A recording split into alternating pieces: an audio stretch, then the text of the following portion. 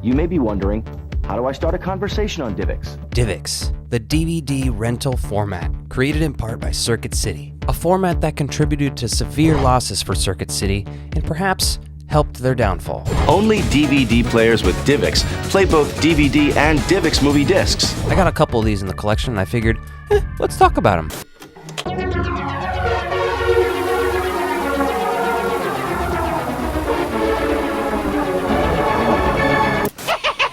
Welcome back to the Ecto Violence channel. My name is Alec. Today, we're talking the DIVX format. DIVX is a new home video system that offers you the quality of digital pictures and sound. This was a rental service that was created in part by Circuit City. As you probably know, DIVX was developed by Circuit City. You'd buy a DIVX disc, the case looked like this is what it looked like.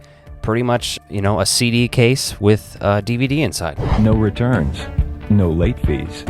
One less thing to stress about in your life. Now you'd buy these and they were about $4.50, and they were watchable for up to 48 hours from their initial viewing. You could then pay an additional fee to upgrade the disc to DIVX Silver to watch the movie anytime. If you find a movie that you're going to watch over and over, you can convert it to unlimited play for a one-time fee. However, you'd still have to use a DIVX DVD player connected to the internet through a phone line. The phone line is never needed to watch movies. Twice a month, in the middle of the night, the player makes a toll-free call to a billing computer.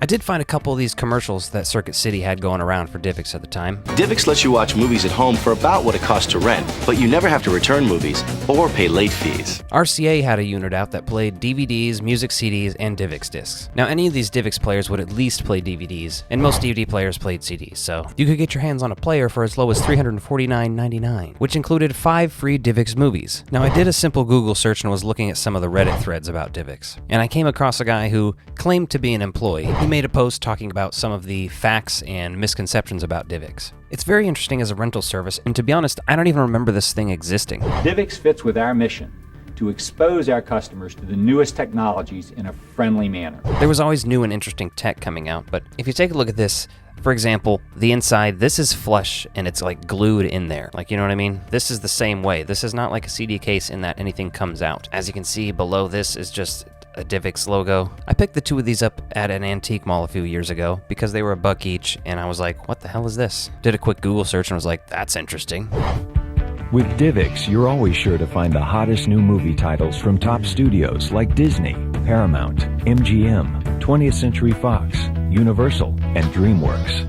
Now, as soon as this format was announced, it received opposition from Sony, Toshiba, and they were the people who originally developed the DVD format. Even Warner Home Video was like, nah, this ain't it. The format was originally released June 8th, 1998. We have made this investment not only because DIVX is great for consumers, but also because Circuit City is the nation's leading retailer of value-added consumer electronics. And by June 16th, 1999, they had shut it down. Real quick, I did just launch a Patreon. There's a couple different tiers on there, everything from $1 to $6. You can check that out at patreon.com/ectoviolence. If you're looking for a way to support me, help support the channel, that is definitely the best way you can do it right now. I'm going to start incorporating a thank you card at the end of every video. There'll be exclusive behind the scenes videos and photos. Every video that gets uploaded to YouTube will get uploaded to Patreon first as soon as it's done editing, and there'll be a monthly exclusive video on Patreon. So please go check that out at patreon.com/ectoviolence.